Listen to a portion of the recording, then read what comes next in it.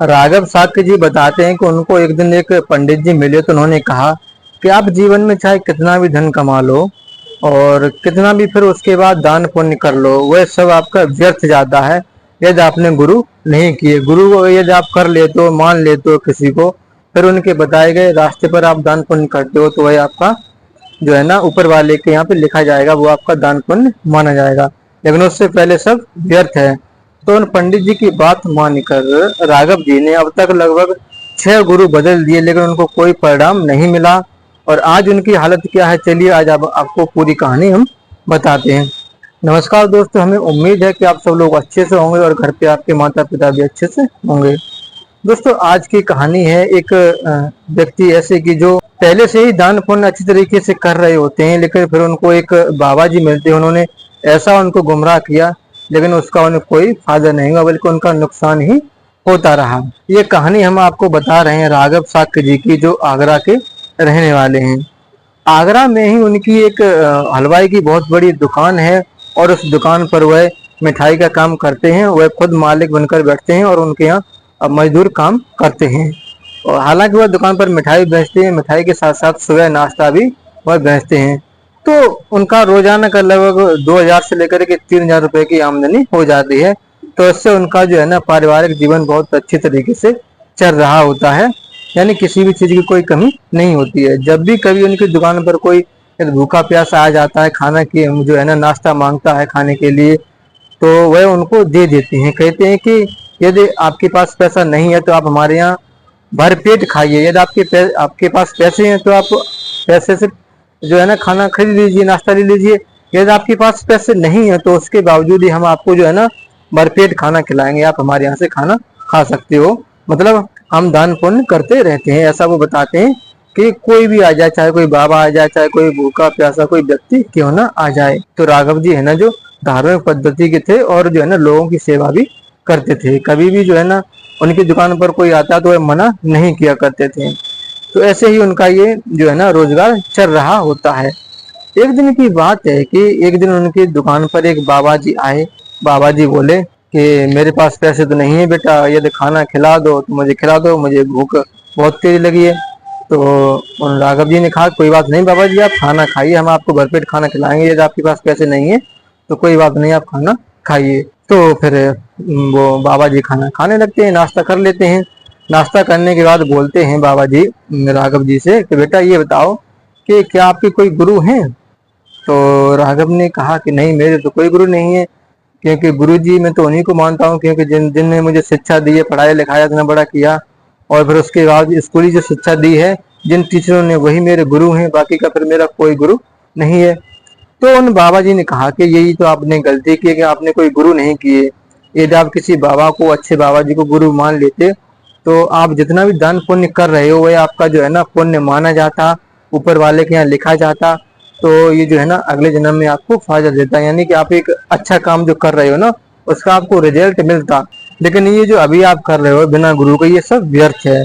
सब का सब आपका यूं ही व्यर्थ जा रहा है। आप कितना भी दान पुण्य कर लो, कितना भी भूखे प्यासों को खाना खिला लो, ये सब व्यर्थ है। तो फिर राघव जी ने कहा कि अगर ऐसी बात है तो हम गुरु जरूर कर लेंगे।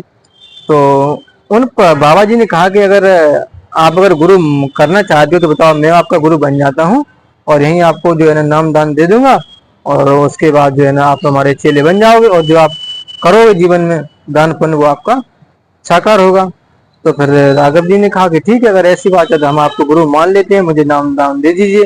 तो फिर उन बाबा जी ने राघव जी को नाम दान दे दिया और कहा कि ये मंत्र है, इस मंत्र को रोज जपना और दान पुण्य कुछ भी मतलब आप जो जीवन में करो अच्छी तरीके से करो, और ये गुरु मंत्र जो है ना आप रोजाना जाप करते रहना। तो जब नाम दान दे दिया फिर थोड़ी देर बाद जो है ना फिर उन्होंने कहा कि अब आप चाहो तो दक्षिणा भी दे सकते हो अपने गुरु को। तो राघव जी ने कहा कि हाँ जरूर देंगे दक्षिणा, आपको कितनी दे दें। तो फिर उन बाबा जी ने कहा कि आप अपनी श्रद्धा से कितना भी दे दो, 1,000 2,000 3,000 जैसे आपकी श्रद्धा हो।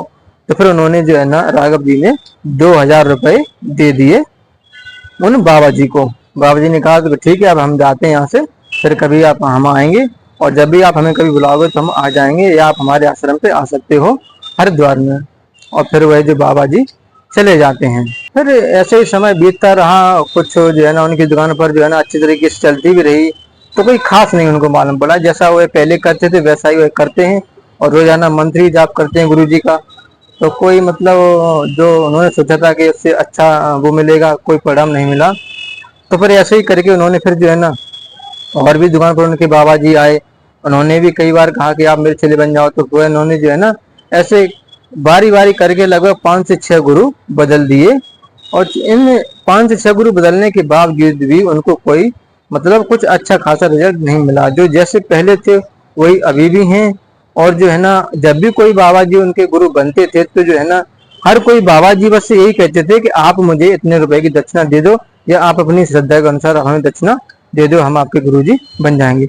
यानी कि कोई भी बाबा जब भी उनको कोई मिलता था तो वह बिना दक्षिणा के कोई बात नहीं करता था, बिना दक्षिणा के आगे ही नहीं बढ़ते थे। तो ऐसे करके उन्होंने जो है ना दक्षिणा में भी काफी रुपए दे दिए बाबा जी को, लेकिन उनको कोई ज्यादा फर्क नहीं पड़ा, क्योंकि अच्छा खासा उनका धंधा था, रोजाना 3 से 4 हजार रुपए आई जाते थे दुकान से, तो कोई फर्क नहीं पड़ता है।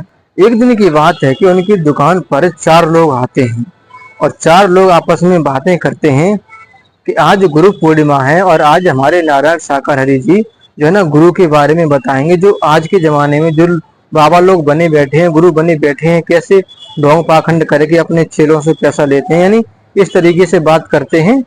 तो राघव जी ये बातें सुन रहे थे, उन्होंने जाकर के पूछ लिया कि आपके ऐसे कौन से गुरु हैं नारायण साकार हरि जी। तो उन्होंने कहा कि ये नारायण साकार हरि जी ये भगवान से बढ़कर हैं, ये गुरु से भी बढ़कर हैं। तो उन्होंने कहा ये नारायण साकार हरि जी शायद ये वही नारायण साकार हरि जी तो नहीं जो लोग इन्हें भोले बाबा के नाम से भी जानते हैं।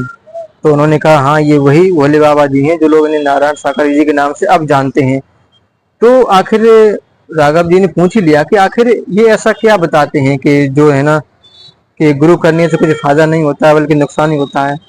तो उन्हें चारों व्यक्ति ने कहा कि आप ऐसा कर लो, एक बार जो है ना हमारे साथ सत्य के साथ में आज चलो, आज गुरु पूर्णिमा है, आज आप जो है ना प्रभु की बातों को सुन लो, समझ लो, तो आपको पता चल जाएगा कि जमाने में आजकल क्या हो रहा है, कैसे लोग लुट रहे हैं, कैसे जो है ना बाबा बन जाते हैं लोग और अपने चेलों को लूटते हैं पैसे लेकर के और ईश्वर के नाम पर। तो फिर राघव जी सोचने लगे कि चलो एक बार देख लेते हैं, और फिर उन्होंने जो है ना अपने बेटे को दुकान पर बैठा दिया और खुद उन्हीं के साथ में चले जाते हैं सत्य के साथ में।